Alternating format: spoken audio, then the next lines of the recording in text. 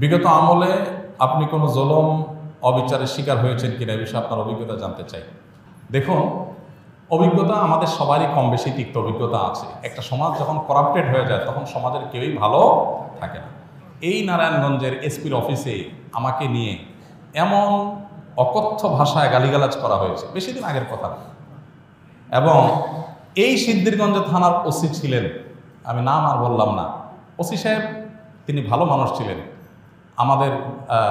আমার পক্ষে ছিলেন। আমি একটা মাসআলা দেওয়ার কারণে সেখানে আমাকে ডেকে নিয়ে অকথ্য গালিগালাজ, আর ওসিরে বলতেছে যে থানায় নিয়ে প্লাস দিয়া হাত পায়ের নখ উঠে দিবা, আমার সামনে বসায় দেয়।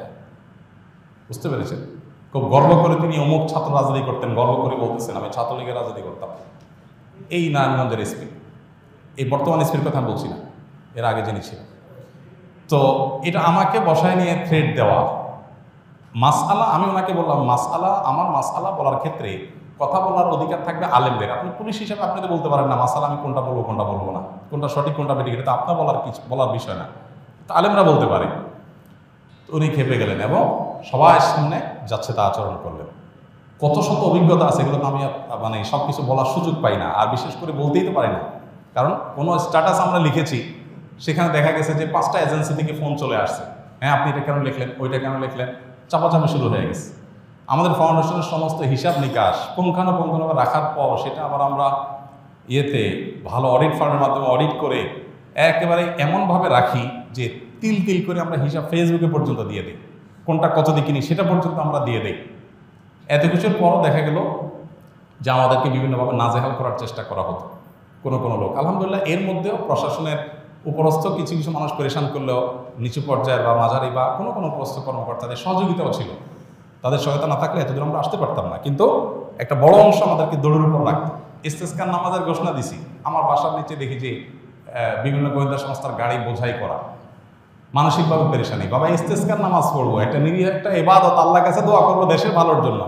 সেখানে দেখা গেল যে আমি বাসার থেকে বের হইতে না হইতে দেখি যে মানে একেবারে চারপাশে ঘিরে ধরছে, সোজা কথা মানসিক চাপ যেটাকে বলে সেটা দিয়ে রাখা। কত কাহিনী এবং কত ঘটনা যে ঘটেছে সেটাতে বলা হয়। জোর করে সরকারি বিভিন্ন অনুষ্ঠানে নেওয়ার জন্য একবার একজন এডিশনাল এসপি, তার নামটা আমার মোবাইলে সেভ করা আছে, আমি নাম আর বললাম না, উনি ফোন দিয়ে বলতেছেন যে আমি অমুক। তো আমি বললাম হ্যাঁ বলেন। তো উনি বলতেছিলেন যে আমাকে সব হুজুররা কিন্তু চিনে, খুব নেগেটিভভাবে বলতেছেন, মানে হুজুরদের সব সাইজ করি আমি, আমার নাম সব হুজুরদের মুখস্থ, আপনার সাথে আমার প্রথম কথা হচ্ছে। এটা হলো শুরুতেই কথা না। এরপর কী হয়েছে বলেছে একটা অনুষ্ঠানে যাইতে হবে আপনাকে, সেখানে অমুক থাকবে, রাষ্ট্রের সবচেয়ে বড় বড় পর্যায়ের লোক তারা থাকবেন, আপনাকে যেতে হবে। কী হয়েছে সেখানে আপনাকে একটা বক্তব্য দিতে হবে। তো আমি বুঝছি যে আমাকে একটা প্ল্যান ওয়াইজ আমাকে দিয়ে একটা জিনিস করানো হবে। আমি বিভিন্নভাবে অপারগতা প্রকাশ করলাম, বলে যে রাষ্ট্রের প্রয়োজন আপনি অস্বীকার করতেছেন। হ্যাঁ অবশ্যই আমার রাইট আছে, রাষ্ট্র চাইলে আমার সেখানে বাধ্য করতে পারে না, আমি সাধারণ নাগরিক। যাই হোক, পরে শেষ পর্যন্ত আমার সেখানে যাওয়া লাগে না আলহামদুলিল্লাহ। এরকম পরিস্থিতি হয়েছে। সর্বশেষ এই যে আমাদের আসিফ মাহতাব গ্রেপ্তার হলো, তার নিয়ে পোস্ট দিলাম, আমাকে আমার এক ভাই সোর্স তিনি বললেন যে ভাই আপনি বাসায় থাকেন না। তো রাতে, এই কয়দিনের আগের কথা, রাতে যে আরেক বাসায় যায় শুইতাম, এই কয়দিন আগের কথা, আগের বাসায় গিয়ে পালায় থাকতাম। একদিন আসরের পরে বাসার সামনে মোটরসাইকেলে 2টা লোক আসছে। আমার বাসা এমন এক জায়গায় আশেপাশে কোনো মানুষজন নাই, এখানে কেউ রিক্সাও চলে না, কোনো সাধারণ গাড়ি দিয়ে নিজস্ব গাড়ি ছাড়া যাওয়ার সুযোগ নেই।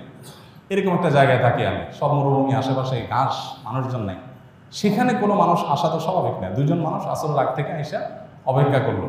তারা মনে করেন এত লম্বা সময় আসে, নিশ্চয়ই ওয়াশরুম রুমে গেছে লম্বা সময় ধরে। মাগরিবে নামাজ পড়লাম, ওযু ছাড়াই নামাজ পড়লো আমাদের সাথে। ওখানে যে জামাত হয় এটা জানার কথা না, আমার বাসার নিচে গ্যারেজে ছোট্ট করে একটা রোড, আমরা জামাত নামাজ পড়ি। যাই হোক, এরপরে যাওয়ার সময় আমাদের একজনকে জিজ্ঞেস করলো অমুককে তমুককে, নাম জিজ্ঞেস করলো, তখন আমরা বুঝলাম যে এটা সংস্থার লোক। তো এইভাবে দৌড়ের উপরে এদেশের সবাই কম বেশি ছিল, নানাভাবে ছিল। আমার নামে ফাইল তৈরি করা হয়েছে, এমন ফাইল হয়েছে যে আমাদেরকে অনেকে বলতো যে আপনার ফাইল এমন মোটা হয়েছে যে কোনো মুহূর্তে আপনাকে ধরবে। এই মানে আন্দোলন যদি না হইতো, সফল যদি না হইতো, তো হয়তো এরপরে আমাদেরকে আয়নাঘরে যাওয়া লাগতো। বুঝে আসছে কথা? তো এরকম একটা পরিস্থিতি এই দেশে তৈরি হয়েছে যে আসলে আমরা কেউ যে খুব ভালো ছিলাম বা ভালো থাকতে পারি সেই সুযোগ কারোরই নাই। এরপরও আমরা আসলে সংগ্রাম করে চেষ্টা করে যতটুকু সম্ভব চেষ্টা করেছি অস্তিত্বটা টিকে রাখার জন্য, তার জন্য যে কত মূল্য দিতে হয়েছে, কত থ্রেট, এগুলো হজম করতে হয়েছে, সকাল বিকাল পালায় বেড়াইতে হয়েছে, হ্যাঁ, বিভিন্নভাবে টোপ দেওয়া হতো যে সরকারি এই সুবিধা নেন, ওই সুবিধা নেন। আলহামদুলিল্লাহ কখনো সেই সুবিধাগুলো আমরা গ্রহণ করি নাই, এবং এ ব্যাপারে আল্লাহ তালা আমাদেরকে গাইড করেছেন। এবং দোয়া করি আল্লাহ তালা আমাদের প্রিয় দেশটাকে এমন নিরাপদ করে দেয়, কেউ কাউকে ভয় করে চলতে হবে না। আল্লাহ যেন সেরকম নিরাপদ করে দেন, এবং আমরা সবসময় আল্লাহর কাছে দোয়া করি আল্লাহ তালা যেন এরকম। আমি এর পাশাপাশি প্রশাসনের ভাইদের, কিছু ভাইদের কথা বলবো যে আলহামদুলিল্লাহ খারাপের মধ্যেও কিছু ভালো মানুষ বিভিন্ন পর্যায়ে আছেন যারা টুকটাক সহযোগিতা করেছেন, তবে বেশিরভাগ ক্ষেত্রেই আমরা এ ধরনের নাজেহালের শিকার হয়েছি। আল্লাহ আমাদেরকে নিরাপদ একটি দেশ, নিরাপদ একটা ভূমি পাওয়ার তৌফিক দান করুন। আমাদের সমস্ত কষ্টগুলোকে আল্লাহ তাআলা দূর করে দিন। সকল মাজলুমের জুলুমের অবসান হয়ে যাক, সকল বৈষম্য দূর হয়ে যাক। মানুষ পেটে ভাতে যাই খায় থাকে অন্তত নিরাপদে যেন থাকতে পারে, কোনো থ্রেট, কোনো হুমকির মধ্যে যেন থাকতে না হয়। কোনো একটা কথা লিখলে, কোনো একটা কথা বললে যদি 5টা টেলিফোন আসে আর চাপ আসতে থাকে, তাহলে মানুষ স্বাধীনভাবে কোনো কথা বলতে পারে না। আর মানুষ যখন লেজ বড় হয় বা গাছ যখন বড় হয়, তখন বাতাসও বেশি ধরে। কাজ যাদের যত বেশি, তাদের উপরে প্রেশারও তত বেশি আসে। আল্লাহ তাআলা এই প্রেশার মুক্তভাবে, অন্তত অন্যায়ভাবে যে প্রেশারগুলো হয়, এগুলো মুক্তভাবে আল্লাহ তাআলা আমাদের সবাইকে এই প্রিয় মাতৃভূমিতে চলার তৌফিক দান করুন।